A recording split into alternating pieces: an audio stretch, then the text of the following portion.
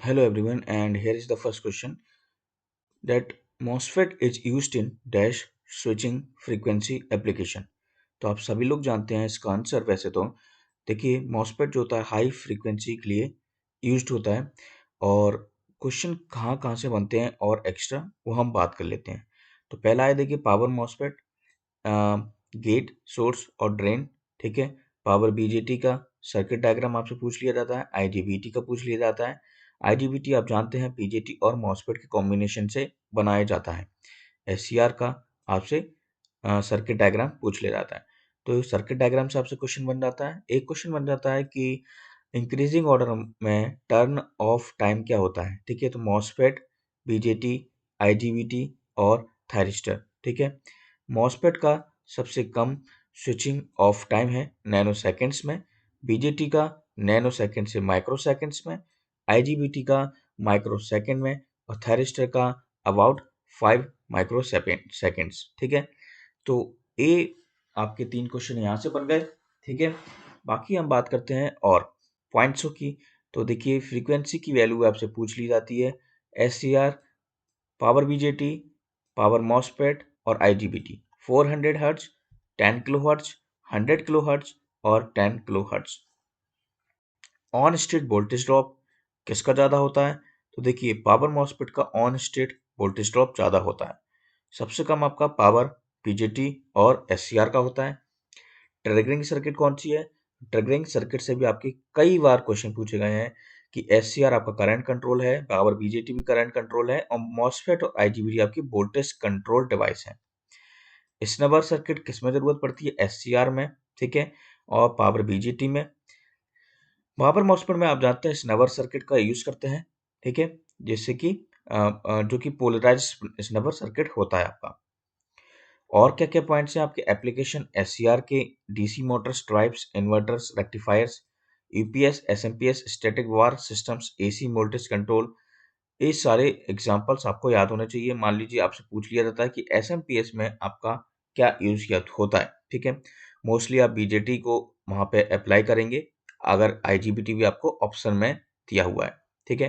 BJT, IGBT, MOSFET तीनों ही actually आप जब प्रैक्टिकली सॉल्व करेंगे, कोई भी आप सर्किट बना रहे हैं। ठीक है। मान लीजिए पावर फैक्टर्स करेक्शन सर्किट बना रहे हैं एक पावर इलेक्ट्रॉनिक्स के थ्रू, तो वहां पर आप पता लगा सकते हैं कि तीनों ही डिवाइस वहां पे फिट बैठती हैं according to their voltage rating और करंट रेटिंग।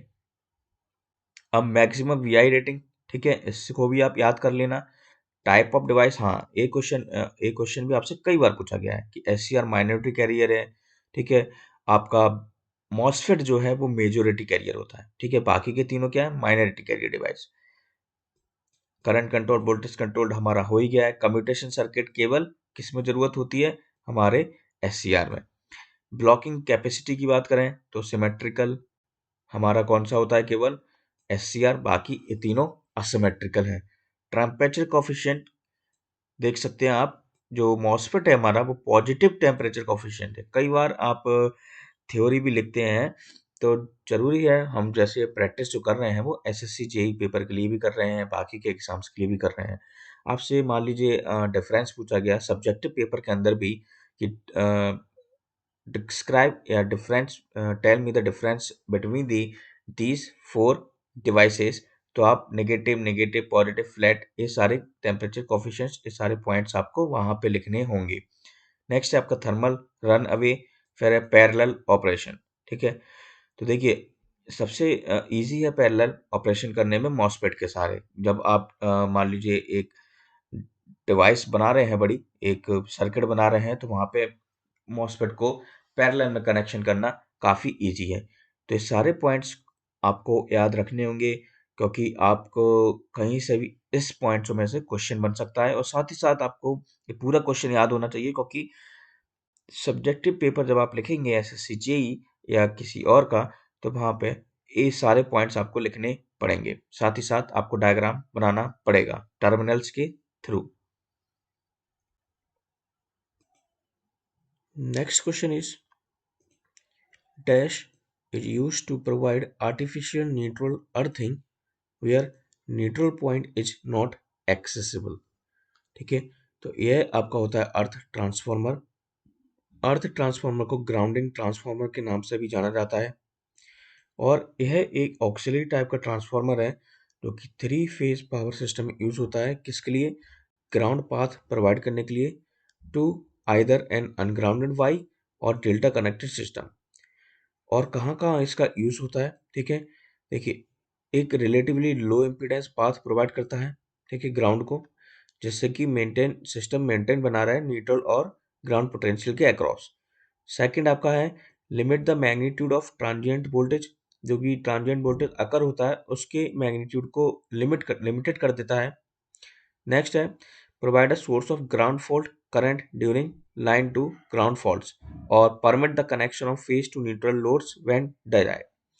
ये आप देख सकते हैं, ये आपका ग्राउंड ट्रांसफार्मर है, ठीक है, और स्टार आपकी प्राइमरी में कनेक्टेड है, ठीक है। Star connected on primary has an open delta on secondary, ठीक है। ओपन डेल्टा के 2 टर्मिनल्स आपको दिख रहे होंगे। A register is connected across these 2 terminals.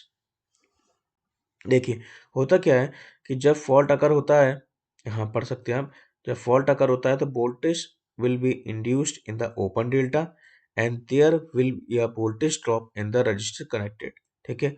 Voltage जो होता है वो ओपन डेल्टा में क्या होता है आपका इंड्यूस्ड होता है, यानी कि सेकेंडरी साइड, और फिर वोल्टेज ड्रॉप जो रजिस्टर कनेक्टेड है आपके उस टर्मिनल के अक्रॉस, वहां पे वोल्टेज ड्रॉप अकर होता है और वह वोल्टेज ड्रॉप जो है वो सेंस कर लिया जाता है अर्थिंग ट्रांसफार्मर के द्वारा, ठीक है।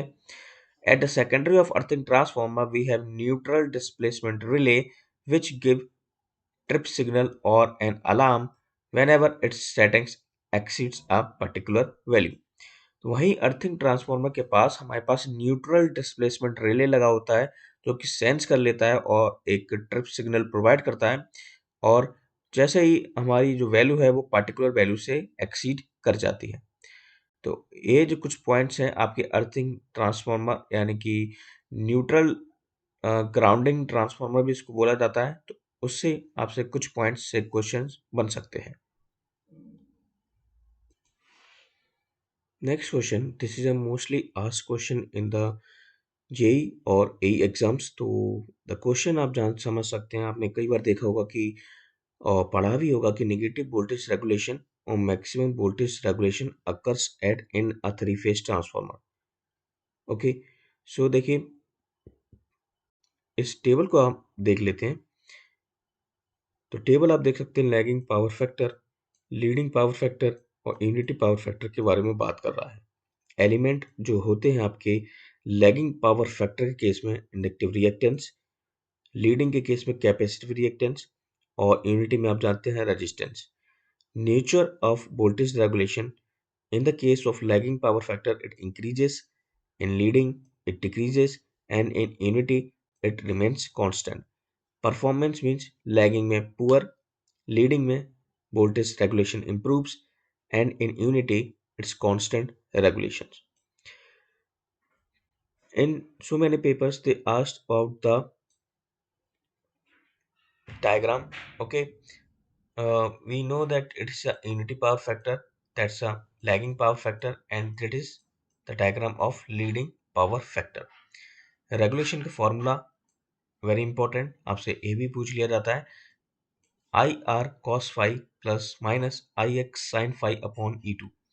प्लस साइन जो है वो आपका यूज होगा लैगिंग लोड के लिए, क्योंकि यहाँ पे प्लस माइनस लगा हुआ है, और नेगेटिव साइन आपका यूज होगा for the leading loads. Voltage regulation can be negative for only for capacitive loads. और जो परसेंटेज वोल्टेज रेगुलेशन का फॉर्मूला होता है वो आप जानते हैं, E G naught minus V T upon V T into 100, यानी कि no load minus full load upon full load. इससे भी आप रिलेट कर सकते हैं। और यहाँ पे ई जी नॉट आपका क्या है, टर्मिनल जनरेटेड जो वोल्टेज है, इंटरनल जनरेटेड वोल्टेज पर phase at no load. V T आपका टर्मिनल वोल्टेज है at full load. Voltage regulation indicate करता है the drop in voltage from no load से फुल लोड। यूनिटी और लैगिंग पावर फैक्टर लोड्स पे terminal voltage जो होता है वो हमेशा लेस देन होता है आपके इंड्यूस्ड ईएमएफ से। तो अब वोल्टेज रेगुलेशन हमारा कैसा आएगा, पॉजिटिव आएगा, ठीक है, क्योंकि ईजी नॉट हमारा ग्रेटर है तो ऑलवेज पॉजिटिव आएगा according to percentage voltage regulation formula देख के आप पता लगा सकते हो। जब हायर लीडिंग लोड होगा तो टर्मिनल वोल्टेज हमारा ज्यादा होगा इंड्यूस्ड ईएमएफ से, ठीक है। तो क्या हो जाएगा, जब बीटी ज्यादा हो जाएगा तो हमारा वोल्टेज रेगुलेशन नेगेटिव हो जाएगा, ठीक है। The lower the leading power factor greater the voltage rise from no load to full load. The lower the lagging power factor the greater the voltage decrease from no load to full load. तो ये जो question series है ये पूरी SSC JEE की उसमें देखते हुए बनाई गई है, क्योंकि एक प्रकार का क्वेश्चन है। अगर आपसे वोल्टेज रेगुलेशन पूछा जाता है एसएससी जेईई के कन्वेंशनल पेपर के अंदर भी, और साथ ही साथ ऑब्जेक्टिव तो बन ही गए, इतने सारे पॉइंट्स हमने जो डिस्कस कर लिए, तो आप वहां पे सब्जेक्टिव में भी इसको आसानी से लिख सकें, ठीक है। तो ध्यान रखना है आपको रेगुलेशन, ठीक है। आपको ये टेबल बना देना है, साथ ही साथ डायग्राम बना देना है, ठीक है। और कुछ पॉइंट्स आपको लिख देना है, वोल्टेज रेगुलेशन का फॉर्मूला लिख देना है। Next question is, in railway electrification the circuit breaker used is। तो इम्पोर्टेंट क्वेश्चन है, कई बार ये पूछा गया है। तो देखिए आंसर होगा एयर ब्लास्ट सर्किट ब्रेकर। अब एयर ब्लास्ट सर्किट ब्रेकर जो होता है are used in arc furnace duty traction systems and used for the railway electrification because they are suitable for repeated duty. अब मेन ए पॉइंट्स हैं जो कि voltage level decide करते हैं।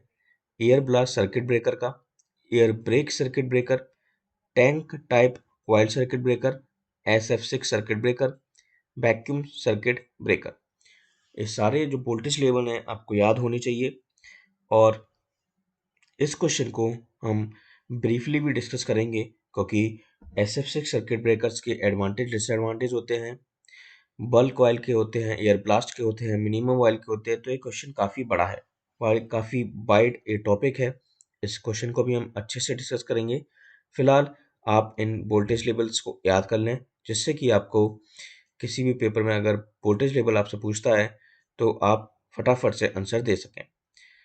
शाम को इस जो हम जो सीरीज कर रहे हैं और ये क्वेश्चन जो हमने लगाए, शाम को इनका फुल PDF आपको मिल जाया करेगा। SSC double E junction Telegram group से आप इसको शाम को PDF को डाउनलोड कर सकते हैं।